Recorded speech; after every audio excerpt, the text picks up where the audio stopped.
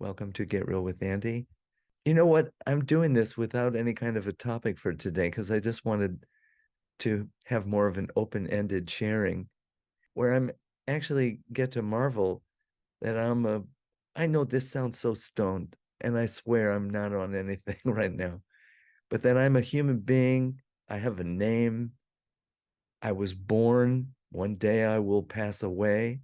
All the stuff in my house, in this beautiful, cozy place where I am, one day it'll just be stuff. All of it will belong to somebody else. One day, my daughter will go through my place and look at everything after I'm gone, that is. And she'll shed a few tears, and it won't mean the same to her as it does to me. And she'll probably get rid of a lot of stuff.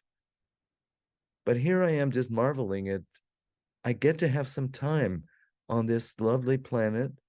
And how much do I really go for in my life? Do I really stick to just staying comfortable or avoiding discomfort? And I have the opportunity to really go for what I really, really want, what I want to see.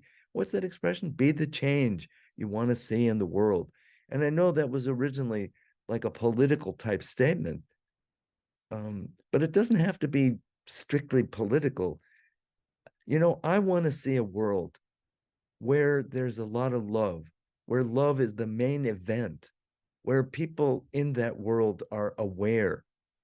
I had this dream once where I was in downtown New York City or some big metropolitan place. There's a lot of traffic, a lot of people walking around.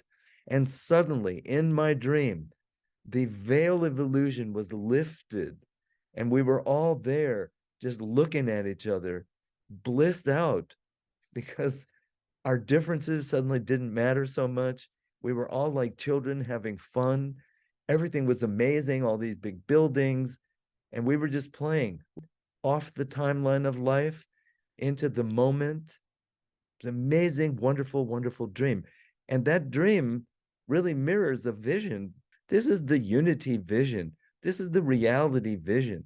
This is the vision where the veils are lifted. And I live for that personally. But I don't want to go there all by myself. I may ultimately have to be by myself. You're born alone, you die alone, that kind of a thing. But while I'm here, there's the possibility of really connecting and having a grand old time. I do pray. Let me stay connected to the magic. Let me feel the magic. When my daughter, Kaya, was in her early 20s, she came to me and she was actually sad. She was melancholy. And she said, Dad, what happened to the magic? I just remember how magic it was when I was a kid. Squirrels talked to me, everything talked to me. And in fact, when she was a little girl, she once saw a ball of light that was moving around. It was really the reflection off of my watch. And she said it was her fairy that was there for her. And she named her fairy. And I never told her any different.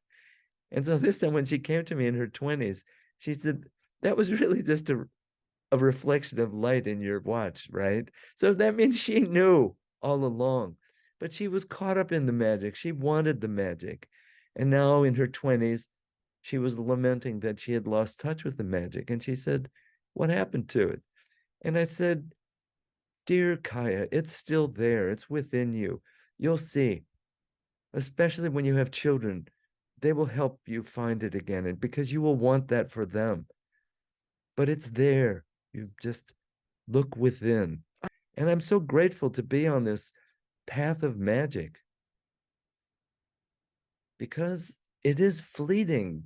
I'm not here forever. None of us are.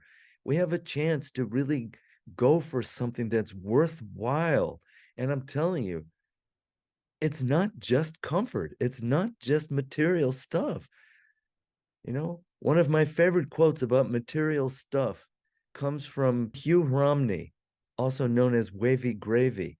He's the one at Woodstock who announced to everybody, He said, uh, let's all go out to breakfast. So it will be breakfast for 500,000 people or something like that. But he also said, stuff comes and stuff goes. That is the way of stuff. And it is just so true. So I hope that you can see the coziness of where I am right now, not just my environment or the background here, but I do feel this certain coziness within my own self. I feel so graced that I get to experience this, and I want to stay on this track. I want to stay on this track, and I tell you, I I jump rails, I fall off the wagon or whatever. I'm not being, you know, arrogant about any of this. I recognize that this is a gift, and I can align my effort to stay on this magical track for the rest of my days. Thank you. Thank you. Thank you.